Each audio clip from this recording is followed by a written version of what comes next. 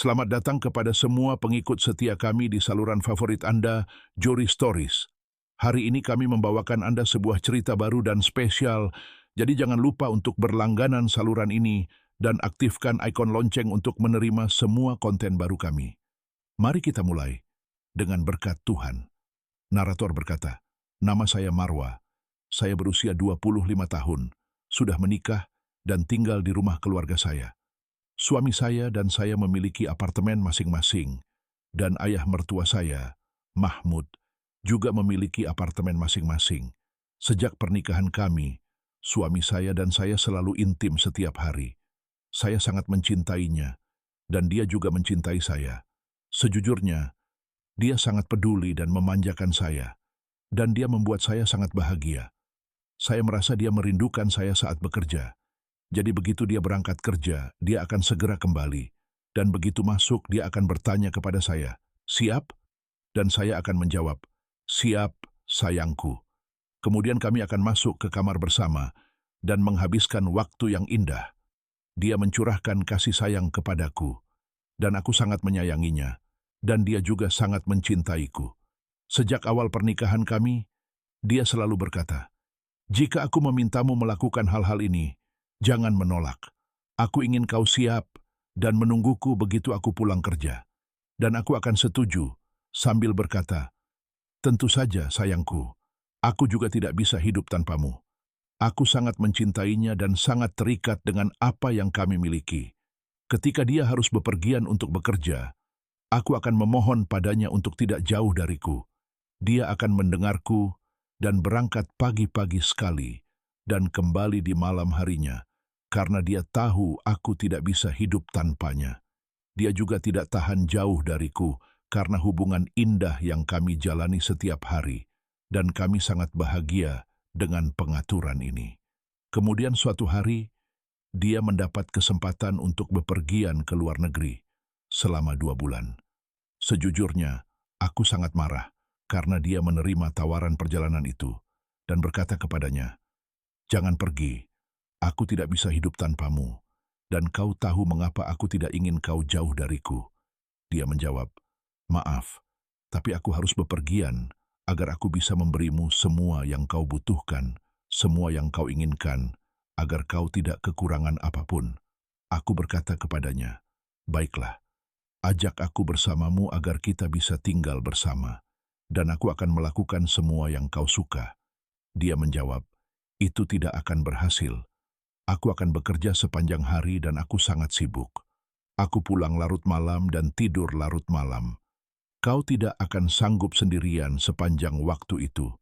Tinggallah di sini bersama ayahku agar kau bisa merawatnya dan memenuhi kebutuhannya. Bersabarlah sebentar, kita akan menabung, dan ketika aku kembali, kita akan menebus semuanya dan kembali seperti semula." Aku sangat kesal dengan kata-katanya, tetapi akhirnya aku setuju. Setelah dia pergi, aku tinggal di apartemenku sedih dan terpengaruh. Aku mengerjakan pekerjaan rumah dan memasak, tetapi setiap kali aku masuk ke kamar kami, aku merasakan kerinduan yang mendalam padanya. Aku akan duduk di tempat tidur sendirian dan mencoba menghibur diri dengan membayangkan dia bersamaku. Ini berlangsung selama berhari-hari. Suatu hari, ayah mertuaku mengeluh kepada suamiku bahwa aku selalu sendirian di apartemenku. Suamiku meneleponku dan berkata, aku harus turun dan tinggal bersama ayahku, atau dia akan menyuruhku naik ke atas untuk tinggal bersamanya agar aku bisa merawatnya. Aku setuju dan berkata, "Baiklah, suatu hari aku akan turun ke tempatnya, dan keesokan harinya dia akan datang dan duduk bersamaku." Seiring waktu, kami mulai menghabiskan waktu di apartemennya atau apartemenku. Aku memastikan untuk memenuhi kebutuhannya dan mengerjakan pekerjaan rumah, memasak, dan membersihkan. Kemudian kami akan menghabiskan sisa hari menonton televisi atau menjelajahi internet, dan hari pun berlalu dengan cepat. Seiring waktu berlalu, aku memperhatikan bahwa terkadang dia masuk ke kamarnya dan mengunci pintu. Aku tidak tahu persis apa yang dia lakukan. Suatu hari, saat aku melewati kamarnya, aku mendengar suara aneh dari dalam. Aku mendekat dan mendengar suara dari teleponnya, seperti suara pria dan wanita dalam video. Aku mengintip melalui lubang kunci dan melihatnya mencoba bersantai, menonton salah satu film itu. Aku sangat terkejut dan berpikir dalam hati, "Ya Tuhan, dia sama sekali tidak seperti anaknya. Meskipun usianya 50 tahun, dia tampak lebih kuat daripada anaknya yang masih muda." Aku berpikir mungkin kesepian dan kesedihan akibat kematian istrinya beberapa tahun lalu telah membuatnya bertindak seperti ini. Tetapi meskipun begitu, dia tampak seperti pria kuat yang tidak terlihat seusianya. Orang-orang selalu mengira dia lebih muda dari usianya. Aku terus mengawasinya dari balik pintu, membayangkannya bersamaku sambil menatapnya. Aku menyukai apa yang kulihat dan merasakan keinginan yang aneh. Tetapi aku berkata pada diriku sendiri, "Tidak, ini tidak benar." Suatu hari, kami sedang duduk menonton televisi bersama ketika tiba-tiba dia berdiri untuk pergi ke kamarnya. Aku bertanya kepadanya, "Mau kemana?" Dia berkata, "Aku mau istirahat sebentar." Aku berkata, "Tetaplah bersamaku." Dia berkata, "Aku suka sendirian untuk sementara waktu." Aku berkata, "Ngomong-ngomong, aku mendengarmu." Dia bingung dan bertanya, "Mendengar apa?" Aku berkata, "Aku mendengarmu seperti itu." Dia menunduk dan tidak menjawab. Aku berkata, "Tidak apa-apa. Kamu sudah lama tidak merasakannya. Semoga Tuhan membantumu." Dia terdiam dan pergi ke kamarnya seperti biasa. Seiring waktu, kami semakin dekat dan dia berhenti sering pergi ke kamarnya. Sebaliknya, dia mulai menghabiskan sebagian besar waktunya bersamaku, sementara aku menyelesaikan pekerjaanku. Kami akan duduk bersama, makan malam, dan menonton televisi. Seiring berjalannya waktu, rasa malu saya di dekatnya hilang, dan saya mulai mengenakan pakaian ringan dan kasual, seperti yang biasa dikenakan wanita di rumah. Saya tidak lagi mengenakan pakaian tertutup seperti dulu. Saya merasa nyaman dan percaya diri sebagai seorang wanita, dan saya perhatikan dia menatap saya lebih intens. Saya merasakan kepuasan tertentu pada diri saya sendiri dan apa yang saya kenakan di hadapannya. Suatu hari, dia menatap saya dengan sangat intens, seolah-olah matanya sedang melahap saya.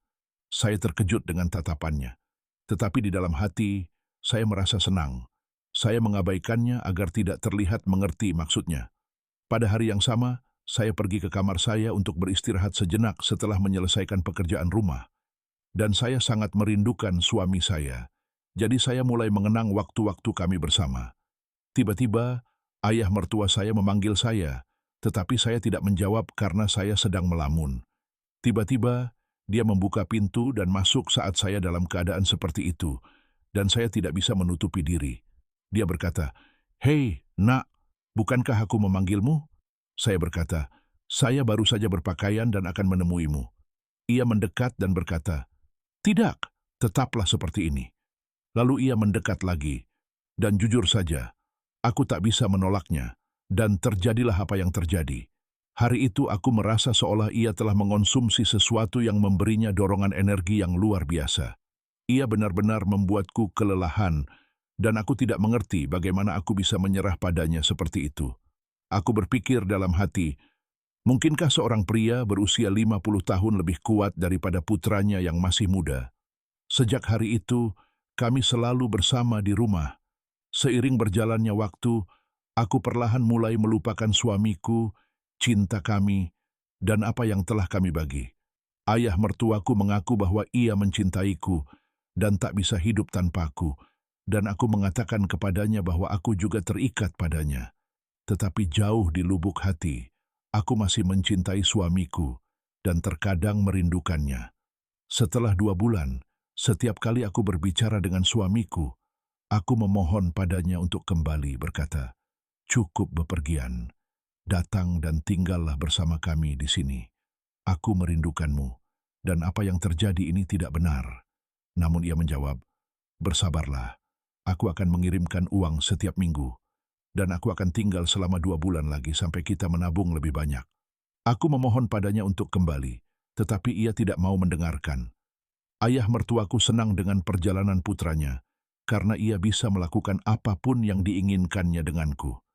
Namun seiring berjalannya waktu, aku merasa telah melakukan kesalahan besar, dan aku merasa jijik pada diriku sendiri dan bersalah terhadap suamiku.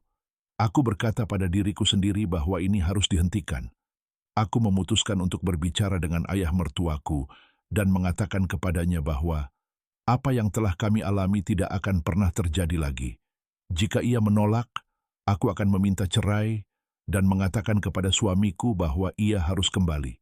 Jika ia tidak setuju, aku juga akan meminta cerai. Dan mungkin Tuhan akan memberkatiku dengan seorang pria yang baik setelahnya, yang dengannya aku dapat menjalani kehidupan normal dan terhormat, seperti wanita menikah lainnya. Itulah cerita kami hari ini. Mohon dukung dia dan tinggalkan pendapat Anda di kolom komentar. Jangan lupa untuk menyukai video dan berlangganan saluran ini. Ini adalah Juri Stories.